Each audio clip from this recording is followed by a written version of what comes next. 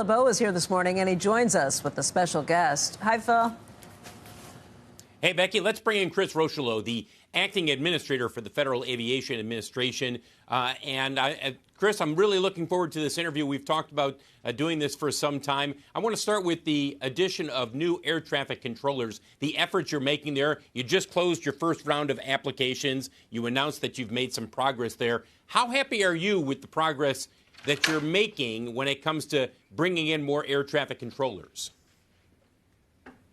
Well, thanks, Bill. Good morning, and thanks for having me here. So we just went through, as you probably recognized recently, with respect to a hiring surge at the Air Traffic Controller Academy out in Oklahoma City.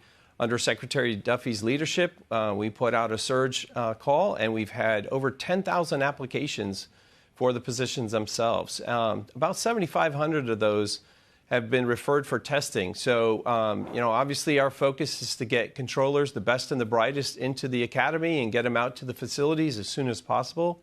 So, obviously we're going to keep a close eye on that and make sure that every seat is filled for the upcoming classes.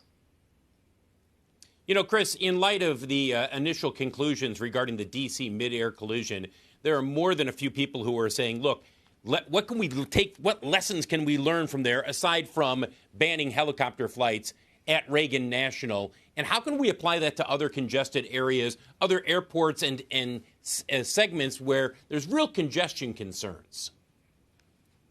Yeah, that's a great question. Obviously, immediately after the DCA midair, we put restrictions in place to make sure that fixed wing and helicopter traffic weren't in the same airspace. Based on the preliminary report by the NTSB, we have actually made those restrictions permanent. But part of our ongoing work is to make sure that we're looking at those areas around the nation that have a similar kind of makeup of mixed traffic.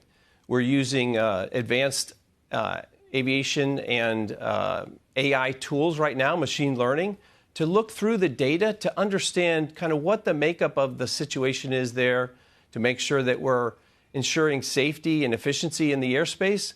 But at the end of the day, what we want to make sure is that where we find that mixed traffic, we're tackling it as quickly as possible. Is a place like Midway a possibility? I know that there are commercial jets. Obviously, we see all the airlines that fly out of Midway here in Chicago, but there are private jets that fly out of there, too. You almost had a runway incursion there, about 4 weeks ago? And I think there's more than a few people who are sitting there saying, just keep commercial traffic at commercial airports. Don't allow private jets to fly out of the same area.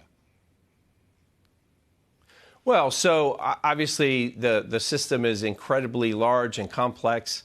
We maintain safety and efficiency of that system every single day. We're going to have a commercial and business aviation, general aviation at multiple airports across the nation. Our job, of course, is to make sure that we're watching those operations, that pilots and controllers are doing their jobs, making sure that the system is safe throughout the nation. Hey, Chris, you were just out in Renton, Washington, along with the Transportation Secretary, taking a look at where Boeing stands. What's your view of the progress they're making in terms of improving their operations?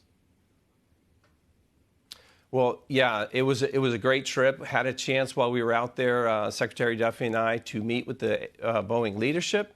We met with the machinists, the engineers, and more importantly, I got a chance to meet with our frontline inspectors, our boots on the ground, to really get a sense of how Boeing's going with respect to their safety and quality plan.